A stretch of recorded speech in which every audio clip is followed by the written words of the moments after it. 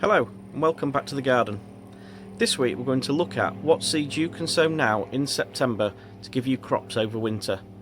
So let's head into the shed and get on with today's jobs. Okay, so now we're going to be sowing some seeds. These are crops for over winter, so we'll harvest after Christmas, January, February, March time and beyond. So the first one's going to be a cauliflower, which is called Autumn Giant. I'm going to be sowing some parsley. I've got some plants that are outside in the garden and they do really well at this time of the year outside, but as the frosts come they will die back. So I'm going to grow these in the greenhouse, in the borders in there. So I'm going to sow those now to get them started. Got some spring onions. This one's called White Lisbon Winter Hardy. Now if you're sowing spring onions at this time of year, you need to make sure that the winter hardy, otherwise they won't survive the frosts and the snow.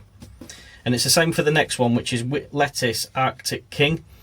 Again, it's a hardy variety. You need to make sure it is hardy for going outside or even inside. Just the frost can kill off any lettuce at this time of year. So make sure it's winter hardy. I've got some Japanese onions, which they'll sow now, be planted out in autumn, and they will be harvested next summer. So we're going to do them. We've got some pointed cabbage. This one's called Wheeler's Imperial. So again, this will be ready for harvesting from January onwards. And I've also got some Chinese cabbages. So I've got Wong Bok and Choi, which I'm going to grow from seed initially in cell trays, but then I will be putting them out into the borders in the greenhouse. So each one I sow in different pots. I'm not going to show you them all, but just to give you an idea of how I sow things really. So the spring onions, and I'll sow the onions in the same way. I've already got my compost in my tray, and then just with the seed packet, if you just open that up,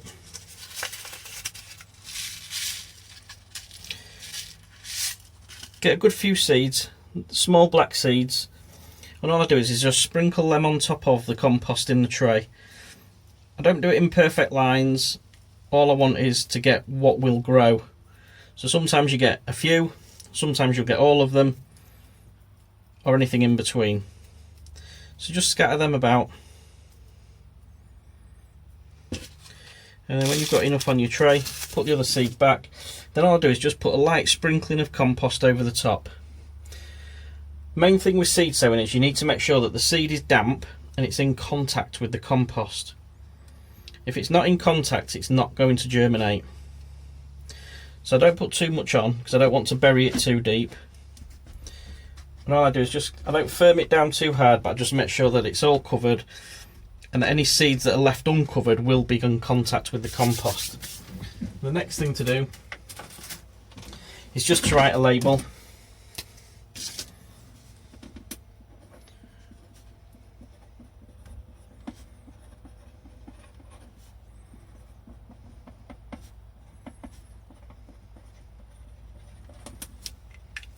Just so that you know what they are, and that can go in there like that.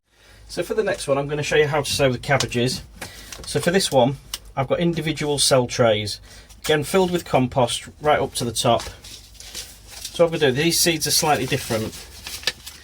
Now with the spring onions, they will bunch up together and are easy to separate when they get bigger, ready for planting out. With cabbages I like to, and the same with the cauliflowers, I like to keep them separate. The seeds are very different, so as you can see the seeds are small ball shapes, and all I'll do is I sow one per cell tray.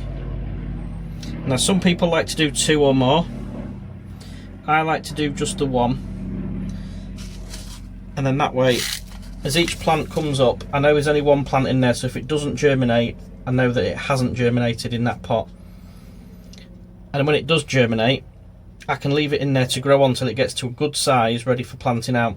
And all I'll do is just push the seed into the compost a little bit just to let that get in contact. Again, another label. Always make sure you label what you've put in.